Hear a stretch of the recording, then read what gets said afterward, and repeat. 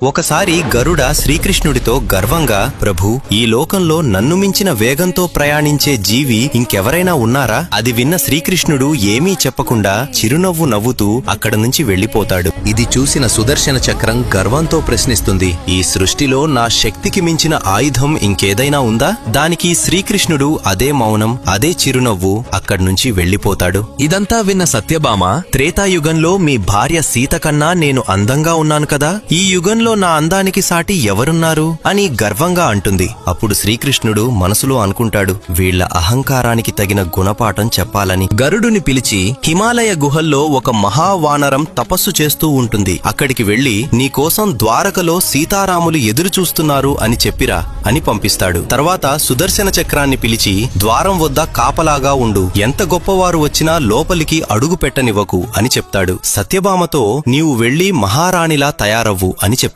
గరుడ హిమాలయాలకు వెళ్లి హనుమంతుడితో శ్రీకృష్ణుడు చెప్పిన మాటలను చాలా గర్వంగా చెప్పడం మొదలు పెడతాడు. ఆ మాటలు పూర్తవక ముందే హనుమంతుడు గరుడ కంటే 1000 రెట్లు వేగంగా దూసుకెళ్తాడు. అది చూసి గరుడ ఆశ్చర్యపోతాడు. హనుమంతుడు ద్వారక చేరుకుని రామునిలా ఉన్న శ్రీకృష్ణుడి ఎదుట వాలిపోతాడు. అప్పుడు శ్రీకృష్ణుడు అడుగుతాడు, ద్వారం వద్ద నిన్ను ఎవరు ఆపలేదా హనుమా? హనుమంతుడు చిరునవ్వుతో, స్వామి, ఒక చక్రం ఆపాలని చూసింది, కాని దానితో యుద్ధం చేస్తే మీ దర్శనం ఆలస్యమవుతుందనిపించింది, అందుకే దాన్ని అమాంతం మింగేశాను అని సమాధానం చెప్తాడు. హనుమంతుడు సత్యభామ వైపు చూస్తూ, స్వామి, ఈ చెలికత్తె ఎవరు? నా సీతమ్మ తల్లి ఎక్కడ ఉంది అని అడుగుతాడు. ఇలా శ్రీకృష్ణుడు, గరుడ, సుదర్శన చక్రం, సత్యభామ గర్వములను ఒక్క హనుమంతుడితో సమాధానం చెప్తాడు. జై శ్రీకృష్ణ అని కామెంట్ చేయండి, జై బజరంగబలి అని రాయండి.